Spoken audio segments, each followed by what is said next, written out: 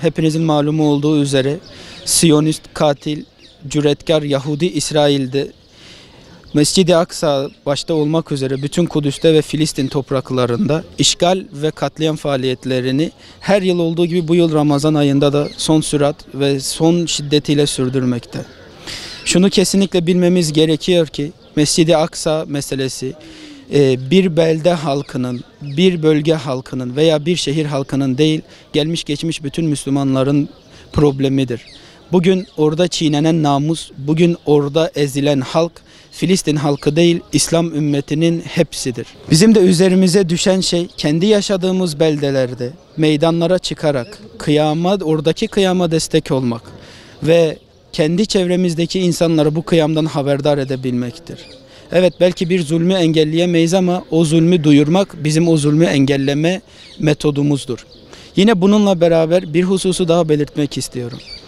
Kıymetli vatanımız, nadide ülkemizde de bulunan NATO üslerinden, Amerika destekli olan NATO üslerinden, İncirlik'ten ve Kürecik'ten kalkan uçaklar ve oradan sallanan mühimmatlarla Filistin'deki, Kudüs'teki, Mescid-i Aksa'daki mücahit kardeşlerimize zararlar verilmekte ve o kardeşlerimiz bunların neticesinde şehit olmaktalar.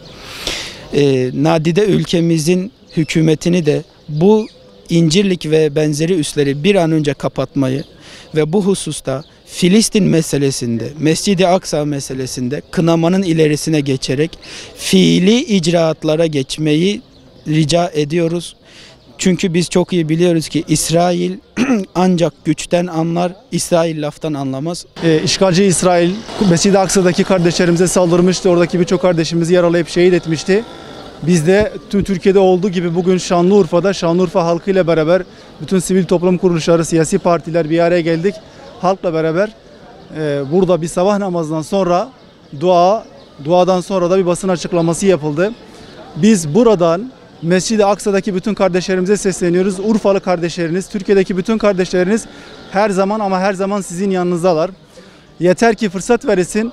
Ben eminim ki Urfa'dan ve tüm Türkiye'den milyonlarca insan akıp Mescid-i Aksa'ya gidecek. Mescid-i Aksa'yı korumak için canını bile verecektir.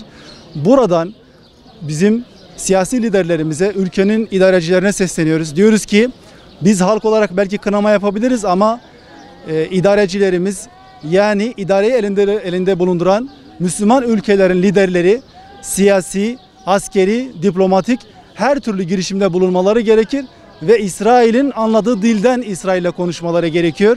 Bütün İslam ülkeleri, İslam işbirliği ülkeleri bir araya gelip bir an önce bir askeri gücün kesinlikle ve kesinlikle Kudüs'te, Mescid-i Aksa'da bulunması gerekiyor. Bunun da altını çizmek istiyorum. Bugün burada Şanlıurfa Sivil Toplum Kuruluşları ve hemşehrilerimiz olarak gerçekten peygamberler diyarına yakışır bir kalabalıkla İsrail'i lanetlemek, telin etme adıyla burada toplandık. Sağ olsun gerçekten vatandaşlarımız artık bu terör devleti İsrail'in oradaki kardeşlerimize yaptığı zulüm ve en son biliyorsunuz 20 tane şehidimiz vardı. Allah rahmet eylesin.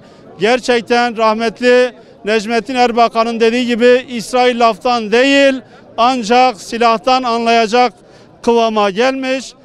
Sağ olsun ülkemizin yöneticileri de diğer ülkelerle bu diyalogu devam ettirerek bir an önce bunun çözülmesi ve bu zulmün bitmesiyle ilgili çabalar sarf etmektedir. Ben buradan tekrar İsrail'i lanetliyorum. Bu yaptığının yanına kar kalmaması gerekir. Tüm Arap Birliği'dir, İslam Birliği'dir, Avrupa Birliği'dir, Birleşmiş Milletler'dir vesairedir. Bunlar hep gözü kör, sağır ve dilsiz şeklinde maalesef buraya tepki göstermeden yalnızca seyretmek durumunda kalıyorlar. En son alçak Amerika'nın tepkisini de gördük.